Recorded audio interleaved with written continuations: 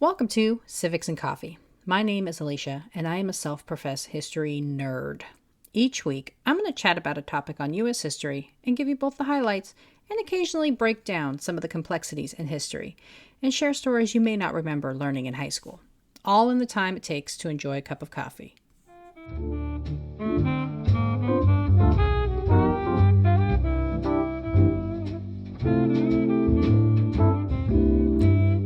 Welcome back, everybody, to another episode.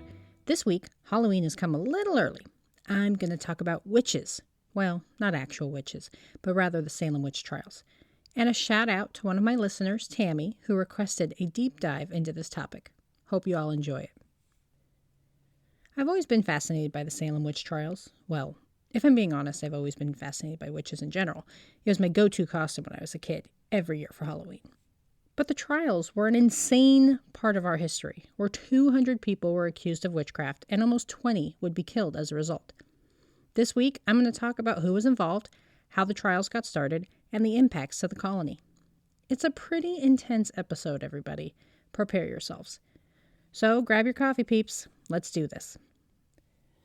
Salem Village, also known as Salem Farms, was not really a town, but more a rural district of the main Salem, Massachusetts, and was located northwest of the harbor in what is known today as Danvers, Massachusetts.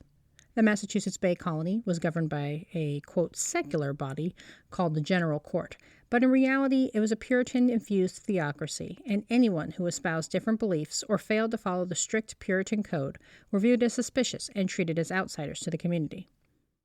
The idea of magic, that it was real, that it was practiced, and could be experienced at any time, was not a new idea in the colonies. Many people believed magic was all around them, and that there was differences between light magic, meant to do good, and dark magic, where people were influenced by the devil. It was this fear of dark magic that would have the Massachusetts Body of Liberties include witchcraft as punishable by death, mirroring English law. The Salem Witch Trials were different than other witch hunts in the fact that there was no burning at the stake. Almost everyone accused was hanged, except for one individual who had a rather gruesome death I will get into later. What also makes these trials unique was for the first time it was women who were accusing fellow women. Historically, a woman was accused of witchcraft by a man, seen as steadfast and trustworthy in their assessments. So it's odd that these girls, literally as young as 9 years old when they first made their accusations, would be taken so seriously. As a Puritan society, there was little to do outside of household chores and church services. Childhood did not last long in the colonies, being responsible for household work by the age of 7. Another common element throughout Puritan society was the lack of autonomy or power women held. Women, seen as weak-souled and meant to bear children, were rigidly controlled and powerless. This may have contributed to the initial accusations from young women who would otherwise be faceless within their own community. At the center of the trials is a man named Samuel Parris. This guy came to Salem as a minister and was obsessed with the idea of the devil and his own station and importance within the colony. And once the accusations began, Parris helped fuel the hysteria due to his own fear of the devil and his workings. Also, as you will hear, Parris may have been worried about his own reputation given who was involved in the accusations. Parris arrived in Salem in June of 1688 from Boston to act as the town's minister. With him was his wife, a woman who was frail and likely ill, his daughter Elizabeth, or Betty as she was known, his niece Abigail Williams, and 2 slaves, Tituba and John Indian. It all got weird starting in January of 1692, where out of nowhere, Betty and Abigail started experiencing physical fits, rocking back and forth, hiding under tables, and contorting their body in weird ways.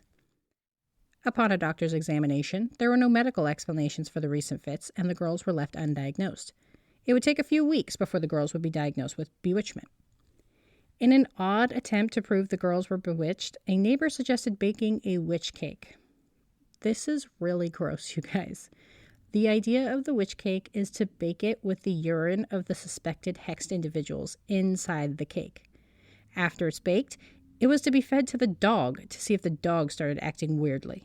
And if the dog started acting weirdly, that proved that the girls were bewitched. You know, because that's the only thing that can happen when you eat a urine-filled cake, right? We don't know if the dog ever ate the cake. Already on edge due to the smallpox epidemic spreading throughout the colony, Parris was incensed upon hearing of the cake's baking and was convinced the town was hexed by the devil. And so, with the diagnosis of bewitchment, the town became intently focused on finding the culprits and protecting Betty and Abigail, thus giving them attention they would not otherwise receive. Facing intense pressure to cite a cause for their fits, the girls accused 3 women in Salem: Sarah Good, Sarah Osborne, and Tituba, the slave woman who was responsible for Betty's care. According to the girls, Tituba had introduced them to witchcraft while in her care. While the accusations were initially started by Betty Parris and Abigail Williams, they would soon be joined by Elizabeth Hubbard, Mary Wilcott, Mercy Lewis, and Ann Putnam. All 3 women accused were middle-aged, awkward, and considered outcasts who did not follow Puritan ideals and therefore were easy targets. One of the accused, Sarah Good, was a beggar who may have had a cognitive disability. Another, Sarah Osborne, seemed to be called out due to her financial independence, something uncommon for women during this time, and for crossing a member of the most powerful family in the area, the Putnams. The Putnams were bad people, you guys. The largest and most powerful family in the colony, they soon took advantage of the accusations and would go on to make a number of accusations of witchcraft, almost all of whom were considered family enemies. After their arrest, they were brought in front of magistrates to provide testimony and evidence of their innocence. The examinations were meant to determine if there was sufficient evidence to bring the accused to trial. At the inquiry, Betty and Abigail were present and began rocking back and forth, purportedly as a result of being within the witch's power. Of the 3 accused, Tituba would be the only one to confess. Tituba was seen immediately as suspicious due to being an indigenous woman. The Puritans believed Native Americans were worshippers of the devil, and she didn't help her cause by admitting to baking the witch cake. In admitting to the cake, Tituba also mentioned her prior mistress was a witch and showed Tituba some magic. This created a perfect storm. Parris, worried about his reputation and super paranoid about the devil, would focus his might into getting Tituba to confess to witchcraft. It is believed prior to walking into the inquiry, Tituba was excessively beaten and perhaps told what to include in her confession. Parris did not want to be seen as the guy who brought the devil to the colony, so he was going to do everything in his power to make sure that his name was as far removed from this debacle as possible. And apparently, his beatings worked, and Tituba confessed to performing witchcraft, stating the devil made her write her name in a book where she also saw the names of Sarah Good, Sarah Osborne, and several others she could not read. This confession served not only as confirmation of the girl's tale, but also fear of more witches within the town's borders. The idea that there were unidentified witches hexing the town aided in the hysteria and spread of accusations. Sarah Good continued to claim innocence, throwing guilt towards her other 2 co-defendants in a doomed attempt to save her own ass. After several weeks of inquiries, or investigations, by the magistrates, an official court was established by Governor William Phips on May 27, 1692. The first case brought to this court would not be the one of the accused by Betty or Abigail, but for a woman named Bridget Bishop who was guilty of supposed promiscuity and gossiping. This was enough to get you hung in colonial America. Bridget holds the distinction of being the first to be hung during this fit of hysteria, dying on June 10th. Made up of a panel of 7 judges, the accused witches were forced to provide for their own defense without the aid of legal counsel. 'Cause that always ends well. Spectral evidence, or supposed eyewitness testimony of the acts committed by the accused, was the predominant method of proof used in the trials. This practice was discontinued in England, but remained allowable throughout the trials in Salem town. And obviously, defending yourself against nothing but the testimony of another is a bit challenging and led to many women being found guilty. Grand juries almost always indicted. When this failed, the accused were just rearrested under new charges. Once arrested, there was a lot of pressure to admit to witchcraft, leading to numerous false confessions, and is the first recorded example of coercion. So why admit to witchcraft if you did nothing wrong? Well, those who confessed were spared a death sentence, since the Puritans believed God would enact his revenge in the afterlife. Failure to admit to wrongdoing did not end well. One such individual who refused to admit to witchcraft, Giles Corey, was pressed for failure to cop to his crimes. And when I say pressed, I'm not using metaphors. Pressing was gruesome and was a process by which the accused would be stripped naked and forced to lie down with heavy boards and boulders placed on them until they were crushed to death. Crushed to death. In Corey's case, it would take 2 days to kill him. In a much quicker death, Sarah Good was hung on July 29, 1692, with 4 other women. Good refused to admit guilt up until her death, infamously declaring she was no more a witch than the judge was a wizard. The hangings took place in a location referred to as Proctor's Ledge, about a quarter mile from Gallows Hill. Despite its name, Gallows Hill is not where the women were hung, being too steep a hill to pull a wagon up. From Proctor's Ledge, those hung would be seen throughout the town, a warning to those who practice the dark arts. After Sarah Good, Sarah Osborne, and Tituba were accused and arrested in February, 3 more females, Martha Corey, Rebecca Nurse, and a 4-year-old child named Dorothy Good, were also accused.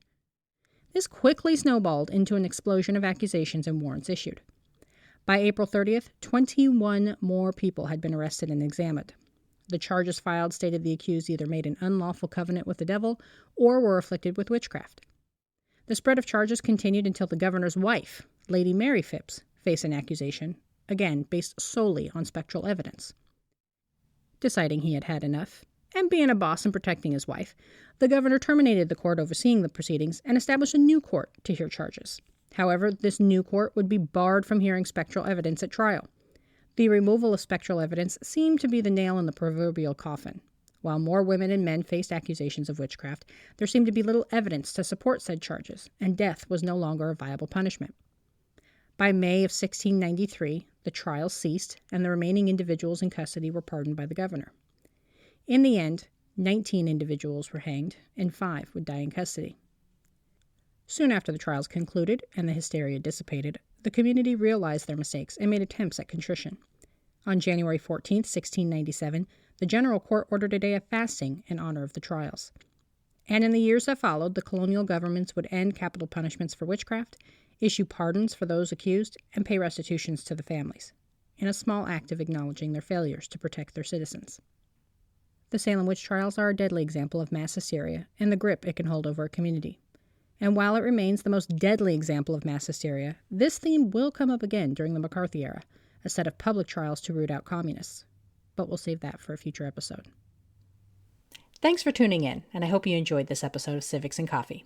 If you want to hear more small snippets from American history, be sure to subscribe wherever you get your podcasts.